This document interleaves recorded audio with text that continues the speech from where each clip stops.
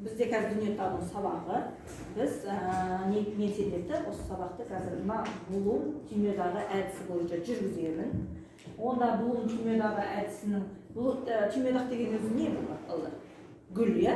Гүлде несі болады? Күлтешелері болады. Міне күлтешелердің бәрі менің қолымда тұр. Осы күлтешелерді біртіндеп түймедақта жан-жағына түймедақ шығарамыз. Сонда осы күлтеше түгелімен қойылса, бүгінгі сабақты біз толық меңгеріп шықтық. Яғни бүгінгі сабақтың мақсатына жеттік деп есептейміз. Соңында ұстазға хат жазамыз. Кім түсінді, кім түсінбей қалды, кім толық меңгерген жоқ, өз ойларын жазасыңдар. Келістік па? Ал енді біз алдыңғы сабақта мен, сен, ол, барлығымыз отбасымыз деп өткенбіз, иә? Отбасы деген қалай түсінесіңдер? Кім айтады?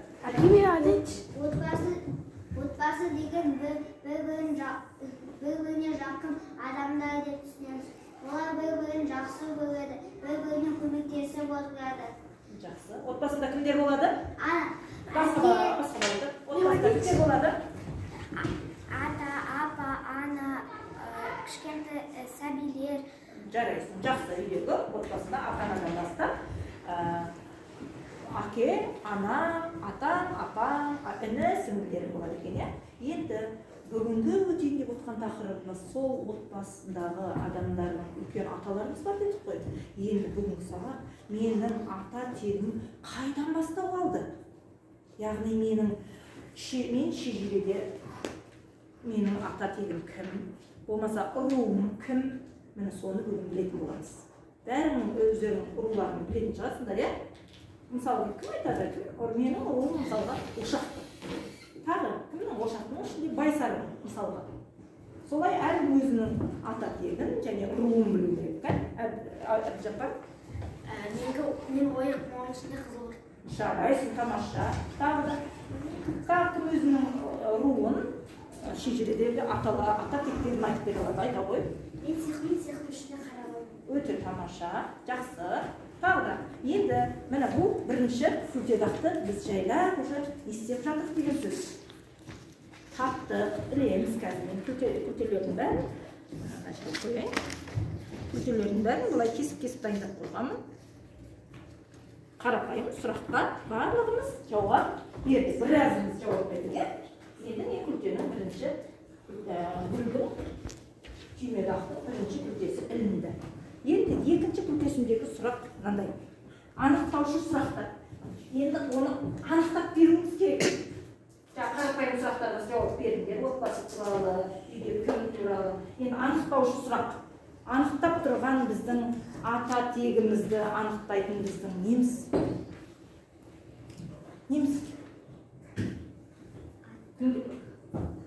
Неміз ата тегіміз, иә? Тектеріңді біз фамилия дейміз ғой, иә? Тектерің, фамилиялар, иә? Күнделікті. Сен тегін атай ғой? Фамилия? Дауысымыз шығарамыз. Яғни сенің атаңның аты Тилай деген кісі болған. Рас па? Сен айта ғой фамилияңды? Нұрғали. Нұрғали, Олжансың, иә? Яғни сенің атаң Нұрғали. Нұрғалидың арғы атасы тағы бар. Ол атаңның атасы. Міне сол кісілерді сендердің тектерің деп атаймыз. Түсіндік па? Шежіре деген осы. Міне өзіңнің әкең, одан кейін әкеңнің әкесі, қазіргі сендердің фамилияларында тұр. Одан кейін сол аталарыңның әкесі, арғы аталарың, соның бәрі кітапта 28-ші бетті ашсаңдар жазылып тұр. Бақ қараймыз, ағашқа қараймыз, кітапта ағашқа қараймыз.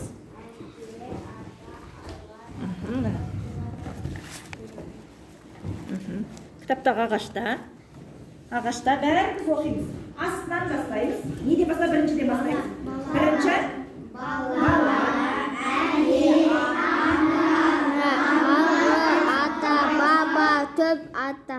Тоқтаймыз. Енді қара, дәл қазір сендер баласыңдар, иә? Қызсың, ұлсың, одан кейін әкелерің, иә? Үйдегі өздерің. Енді әкеңнің әкесі кім болады саған? Аталары. Енді ары қарай төртіншіден бастап өрбей кетеді уже. Өрбей береді. Не болады? Арғы ата, одан кейін баба, одан кейін төп ата, одан кейін тек ата. Міне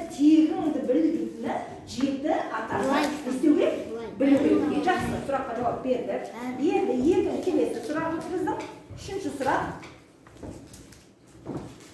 Түсіндіруші сұрақ, интерпретацияланған сұрақ. Бұл интерпретация деген берілген тапсырманы өзіңнің ойыңменен еркін, өзіңнің тіліңменен айта алатындай. Қазір айтып береміз сол ататекті. Кім маған ататекті қайталап түсіндіріп береді, ойында қалды? Кім айта алады? Ататек дегенді қалай түсіндік? Өзің интерпретациялап түсіндіріп, түсінікті тілмен өзің айтып шықса. Кім айтады? Айта ғой, Қазықхан. Ататек дегеніміз атаның алғы атасы және баба.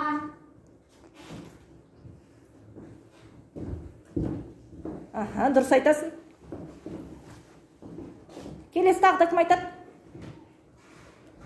Болды ма? Жаңа кітап бойынша қайтадан есімізге түсіреміз. Бірінші кім болады? Бала. Ары қарай.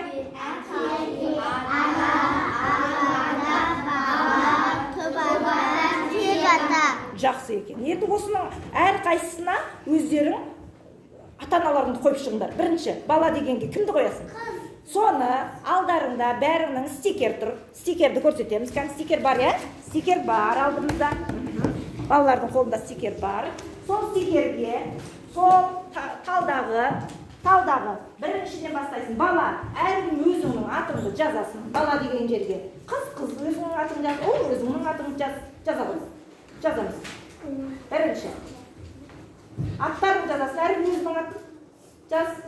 Тақтаға неміз 2 минут уақыт беремін. Әке деген жерге әкелерінің атын жазыңдар. Тура сол жаңағы тақтадағыдай, кітаптағыдай астынан бастаймыз. Асты жағынан бастаймыз. Бірінші, өзіңнің атын. Мысалға, Айжан, Айжан. Келесі, екінші, жоғарғылай кете береміз. Яғни стикеріміздің асты жағынан бастап жазамыз. Стикердің төбесіне бастамаймыз. Төмен жағынан бастап жоғары көтерілеміз. Келісіп пе? Ал бастаймыз. Екінші кім жазамыз? Мынау бала, өзіңсің. Екінші? Әркім өзінің әкесін жазады. Мен білмеймін көшелердің әкелерінің аттарын, е? Ал әркім өзінің әкесін жазыңдар. Жылдам екінші қадамға әкелерінің аттарын жазыңдар. Мысалы, Айжанның әкесі Берік.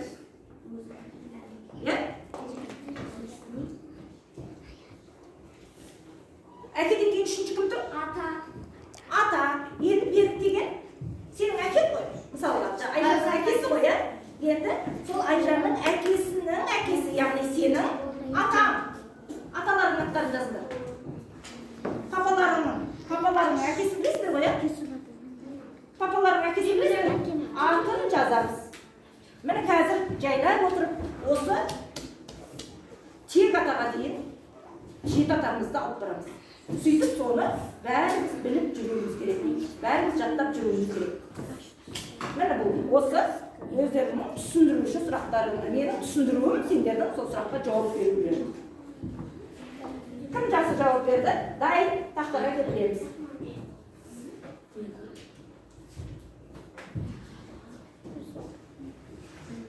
Жеті атам білеміз. Одан кейін 4-ші қадам, 5-ші қадам кете беріңдер. 4-ші қадамға кім жазасыңдар? Атаның ар жағындағы арғы аталарын жазыңдар. Егер білмесең, білген жеріңе дейін жазда тақтаға іле бер. Үйге барып қалғанын ата-аналарынан толықтырып, ертең келесі сабағымыз бар ғой, сол кезге дайындап келеміз. Қазір өзіңнің білген жеріңе дейін жаз.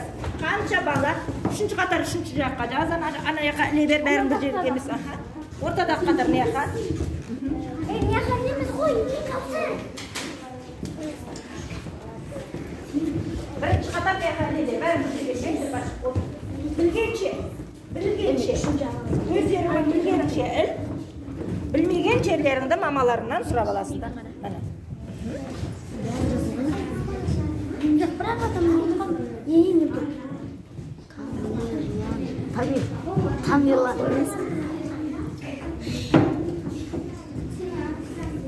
Тамерлан жақсы, біраз 6 атасына дейін айтып келді. Ары қарай. Біраз оқушы өзінің әкелерін, мына бала жақсы. Жүре қой. Сен аталардың ретін жазып келгенсің, өзіңнің аталарың жазыңдар дедім. Жақсы, тамаша. Отырамыз, балалар.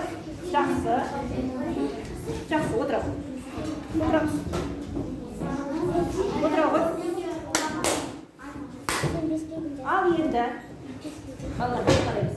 Осы жерде, мына көпшілігі, балалардың көпшілігі, үш қадамға дейін жүрдіңдер. Бірінші енді өздерің әрине жаза аласыңдар. Екінші әкелерің үйде күнделікті көріп отқан, және әкелерінің әкесін біледі екенсіңдер. Оғанда бұл білу, түсіну бүгінгі сабақты біліп жатсың, сол қадамға жатады екен.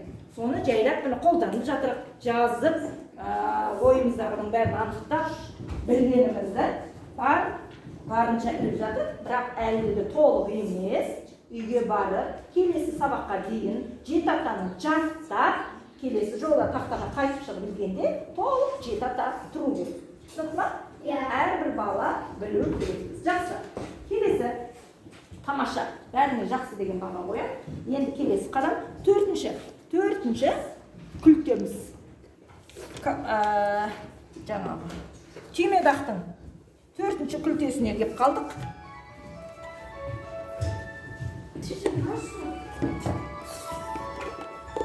Даусын өшір.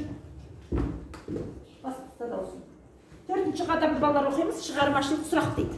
Ал енді сұрақ деген сөз балалар білеміз. Бір-бірімізге сұрақ жауап әдісі осы жерде орындалады. Ал кәні серпілген сұрақтар деген әдіспенен бір-бірімізге сұрақ қояды. Көтеріліп, ойымызды айтып, еркін, жаңағы ұялмай, бір серпіліп қалатындай керемет сұрақтар қояқшы бір-бірімізге. Тақырып жайлы. Тақырып жайлы. Сұрақ қоямыз. Сағыныштың атасы кім? Сағыныш атаңды айта қой. Сағыныштың атасын тек қана өзің деді ғой балалар ата. Атаңның аты кім? Атаңның білесің? Әкеңді білесің, соны үйде, күнде папамнан сұрап отыруым керек. Папа, мен арғы атам кім, жеті атам кім деп сұрақ қоюым. Келесі. Сенің атаңның аты кім? Атаңның аты кім? Ата білмеймін деген болмайды балалар. Үйден, ата-анаңмен, тек қана папаңды білесің, папаңның үйіне бармайсыңдар ма? Әкеммен білем. Папаларың, аталарың үйіне қыдырып бармайсыңдар ма? Мен өзімнің Аталарының атын білу керек балалар.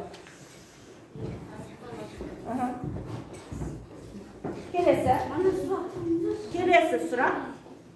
Бағалауға сұрақтарына келіп қалдық. Күлтесіне. Бағалау күлтесінде жерде сендердің қаншалықты деңгейде осы сабақты меңгеріп жатсыңдар, біліп жатсыңдар, оны мен бағалаймын. Өйткені көпшілігіміз айтып отырып, аталарын әлі білмейтін балалар бар екен, тек қана әкесімен тоқталып қалған.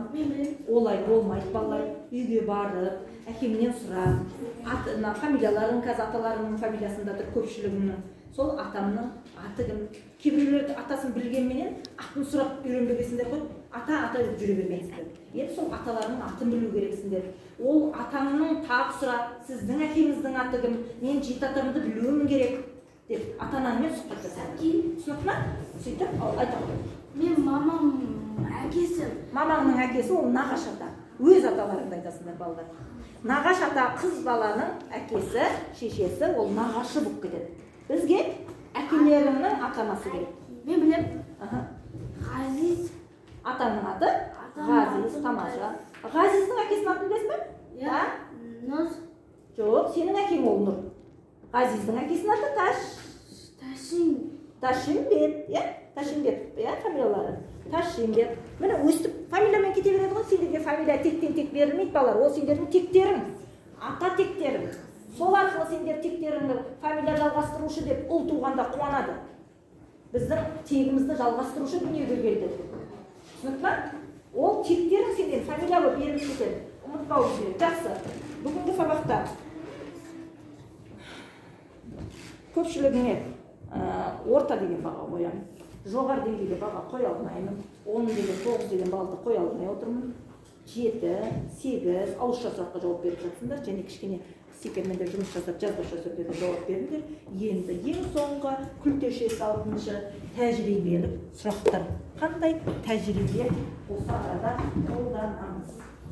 Яғни бағалағаннан кейін соңғы тәжірибеміз біз енді осы қазір мен ұстазға қат деген соңғы рефлексияға мына жерге ілемін. Ұстазға қат мен ғой ұстаз, маған сендер қат жазасыңдар. Бүгінгі сабақтан түсінгендеріңді, түсінсең ырза болыңды, түсінбесең бүгінгі сабақта мен мына деңгейге дейін түсінбедім, қалғанын үйден толықтырып келемін. Болмаса білмеген жерінің бәрін көрсетіп қоясың. Мен солдан ары қарай сендермен жұмыс жасаймын. Ұстазға қат, мен мына жерге ілемін. Маған қат жазыңдар. Соңғы осы 3 минутта стикерге жылдам жазып, ұстазға қатты ілеміз. Жылдам барын жазады.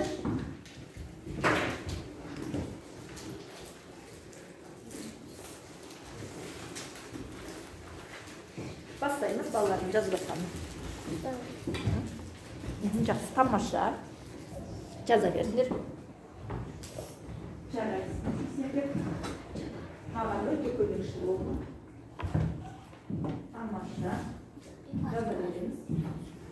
Бүгінгі сабақтан алған қандай әсер алдың, кімді таныдың, не білдің, хатқа жазамыз. Бana vuruldu. Oldu. Biliriz.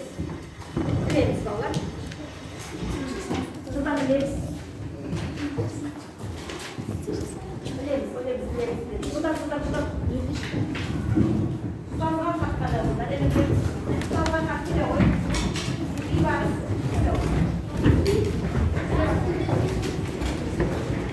Тамаша. Ұстазға хат келетін деп қойыңыз. Ұстазға хат. Қандай хат жазды маған жақсы?